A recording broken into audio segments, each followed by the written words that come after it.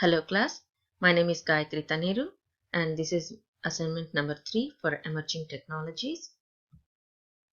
My agenda for today include for requirement number 1, I will talk about individual primary learning techniques and compare them with the system development methodology. And in system development methodology, I will talk about waterfall methodology, prototyping and agile methodology. And mostly when I compare them, I want to compare them instead of individual methodology. I would like to go in a requirement gathering phase and designing phase and implementation phase and post implementation phases, like phases. And for requirement number 2, that is manipulating the brain through biotechnologies, I would like to talk about brain to brain communication. Simply put, it's nothing but telepathy.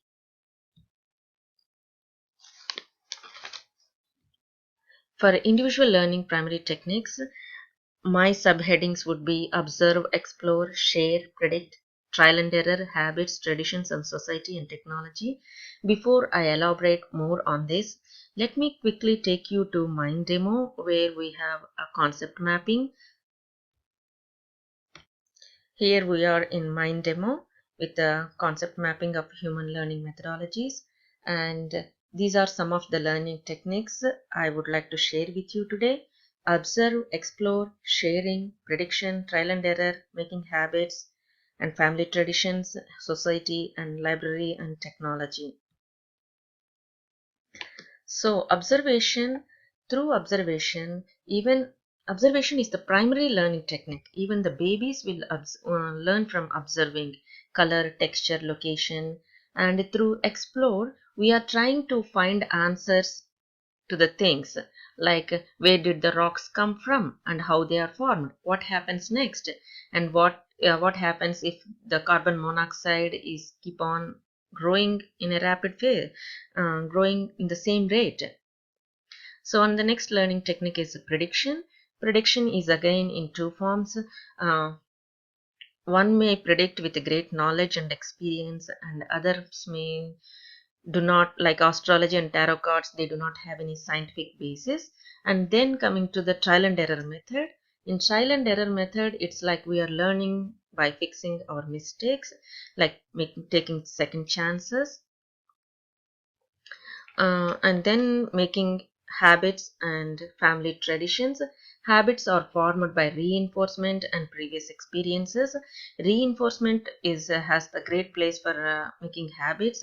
If you imagine in your childhood, maybe parents will say eat with right hand, or a teacher would have said write with right hand. So reinforcement is very important placeholder for making a habits. And then through society we learn lot of things like myths, laws, how to dress, how to behave, and social norms. And finally, but the powerful tool of learning technologies nowadays is the technology and libraries. With the availability of internet, whole global information is in our hand, and that's changing how we see the world. And let me take you to another concept mapping where we can see actually compare the system development human learning technologies with the system development.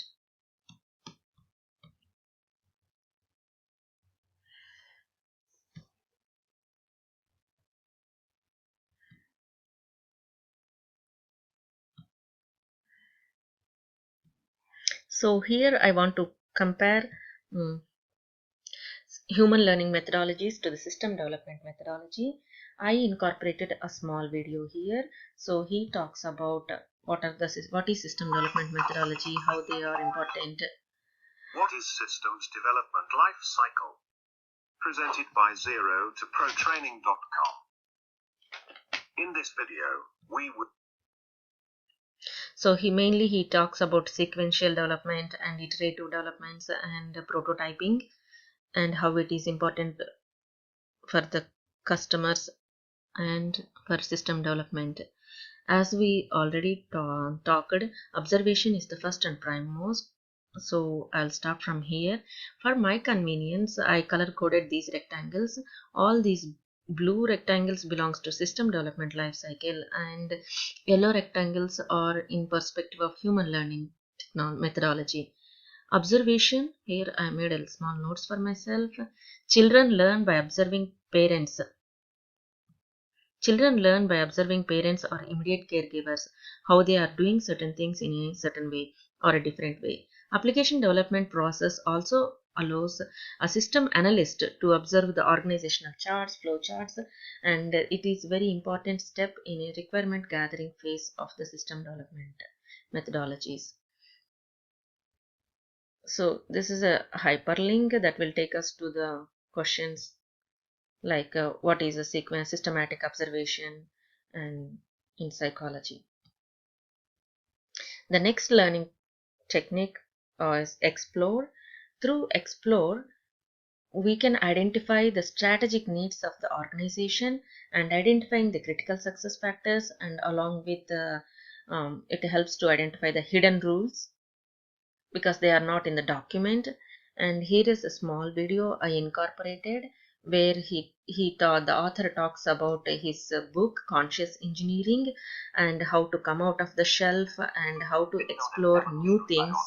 Is screwing you over. Let me explain. I've always been fascinated by how extraordinary people think. This is the subject of my upcoming new book, Consciousness Engineering. So he mainly talks about how to break your old rules and come out of, think beyond what you have been taught. So another learning technique here, it is knowledge sharing, and this is a LinkedIn hyperlink.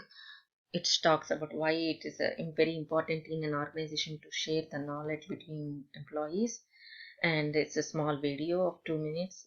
Again talks about how important is knowledge sharing, and we already taught about friends and families help out each other. And if we see that in system development methodology perspective, and knowledge sharing helps to know about the legacy system, and the user experiences will tell us the problems they are facing with the legacy system or the current system, and what are their expectations from the new system. These are also very important in a requirement gathering phase. And the next topic is history to future. So here TED Talks, one small video. Here also he talks about laws of physics, how history is important to make the future and how it is not going to change, and certain things to be in a certain way. First, a video. So in this video, the scrambled eggs become scrambled. So he says that some natural things cannot be, you cannot change the process of how things go. But as you look at it, I hope you'll begin to feel just slightly uneasy. Because you may notice that what's actually happening is that the egg is unscrambled itself. And you'll now see the yolk and the white are separated, and now they're going to be poured back into the egg. And we all know in our heart of hearts that this is not the way the universe works. So certain things has to be done in a certain way, and history is very important to build the future. So this is also very important step in a requirement gathering phase. This is a hyperlink that will take us to how the history is, why history is very important to take into the for the future building system development. And when we talk about designing phase, now let's go to designing phase. So in designing phase, I would like to compare with the human learning methodology of planning and making habits. Here is a small video about how the habits Hello, are formed. I'm Brian Tracy. I'm always being asked, what are the habits of successful people? What is it that successful people do habitually every single day that leads to them being in the top 20% of money earners in our With his speech, we can come into conclusion that how priorities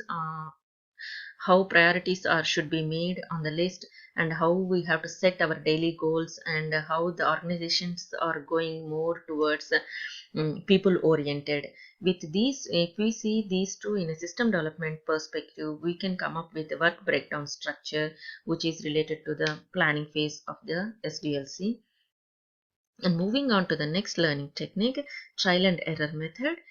Trial and error method is a very important step in prototype and agile methodologies, where continuous changes are made to the system. Here another small 2 minutes video where they are saying graphically the designer have to want to build an paper aeroplane in certain way, but the user want it in another way. So in prototype methodology or a rapid application methodology, will all these phases eventually they all come into the same idea by making continuous changes. In again here also in social perspective, I kept another video that is associations are formed, how the associations are formed. In this video the lady asks us to imagine the right eyebrow of our mom.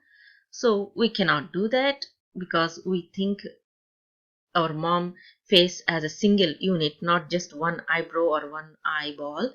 So that is how the associations are formed. We see things together. So participation, next learning technique is a participation. Here constructivism is founded by Jean Piaget. Constructivism emphasizes the importance of active involvement of learners in constructing knowledge for themselves. Students are taught to use background knowledge and concepts to assist them in their acquisition of novel information. So if we see that in a system development perspective, it will active participation of the users helps us in user acceptance and customization of the system. This is another hyperlink that will take us to why user participation is very important to the system's success. And if let's move on to the next phase, that is a human computer interaction. It's a kind of evaluation and testing phase. It will helps us to how good is my design, will answer how good is my design. Imagine that you work for the company Apple as an interaction designer. You and your colleagues have just finished the design. So how good is your design, that depends upon the user acceptance and the ease of implementation and the user's usage of that application.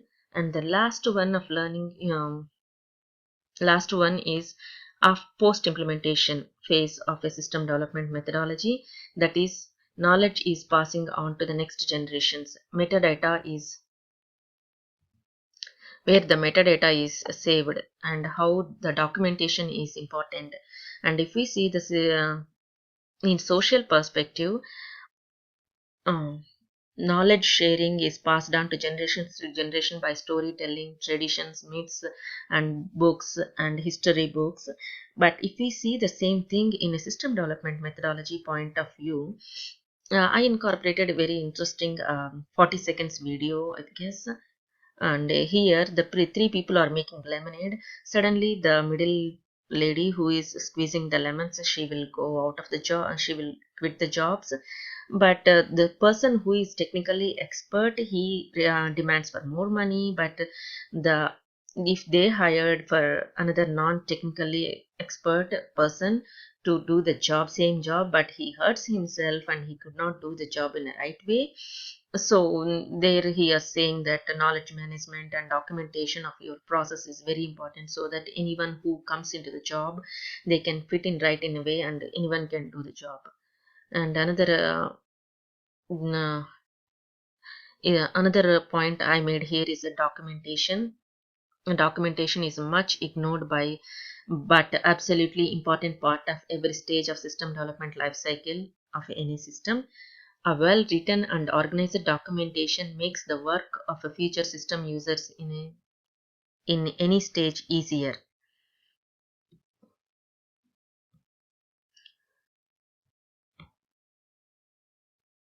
So let's go to the last learning technique of Wherefore. So from here, where we are going from here onwards. So if we see the human learning methodologies perspective, astrology and predictions are there. And but if we see the same thing in a system development methodology perspective, we predict the scalability. We have to predict the robustness of the system. and so we have to build the system according to the requirements, future requirements, that is scalability and integration. And we are supposed to integrate the new system with which we don't know the future technologies, but it should be flexible enough to integrate with all the technologies. So this is how I correlated system development methodology phases and human learning methods. And let us go back to our presentation where I can talk about requirement number 2. Here we are with requirement number 2, that is brain to brain, that is research of intersensory brain stimulation and or manipulation through biotechnologies that introduces new experiences and information outside the traditional learning methodologies. I would like to introduce telepathy, or in technical terms, brain to brain communication.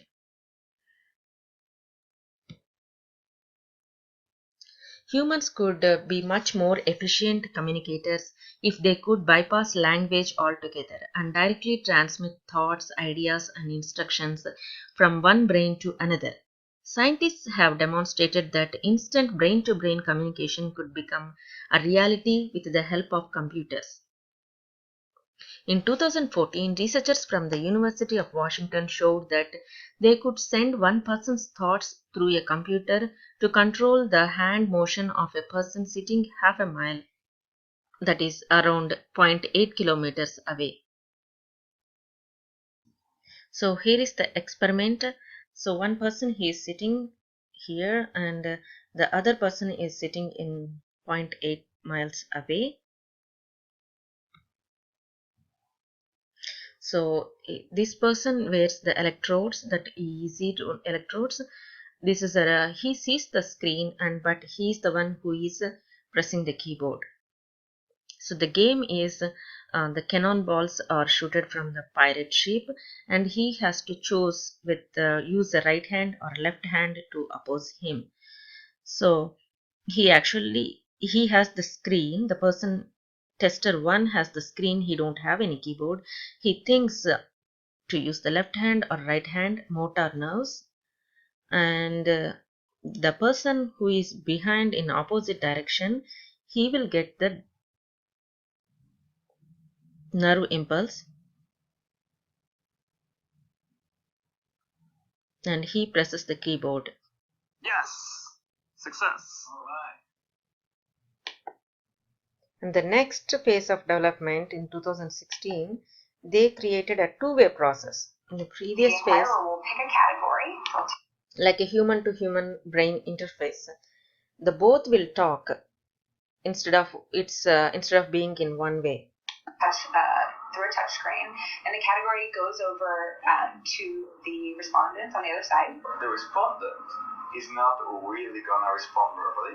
Instead, it's just gonna be looking at yes or no labels on a big computer screen, and this will be sufficient for brain patterns that are different and are associated with yes and no to be detected by an EEG system that is placed on top of the respondent's head.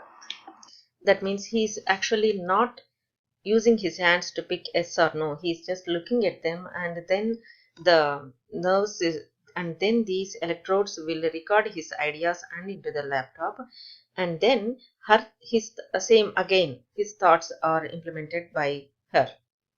On the other side, what the inquirer then does is waits for some brain stimulation, information that's transmitted through the internet, and actually results in the activation of our transcranial magnetic stimulation coil. Their job then is to report whether or not they saw a flash of light. And if they saw a flash of light, that indicates a yes answer. So they use that to continue problem solving and trying to figure out which item in the category the respondent is seeing. The subject is selecting a category. She picked food. Now she sees the possible answers and asked, is it a liquid? The respondent knows which food it is and is answering the yes or no question as to whether or not it's a liquid. You can see the cursor moving toward the answer that the respondent is focusing on. Yes, its cursor is moving because only he is thinking, not he is moving with his hand. And the computer has decided whether the answer is yes or no. Now the stimulation is being delivered to the inquirer. The respondent's answering the question is the food item served cold. And the stimulation has been sent with the corresponding answer.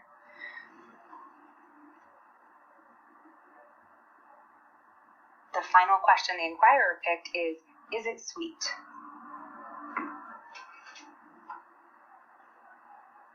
Then he thinks. And the computer has decided and sent the stimulation to the inquirer. And she picks S.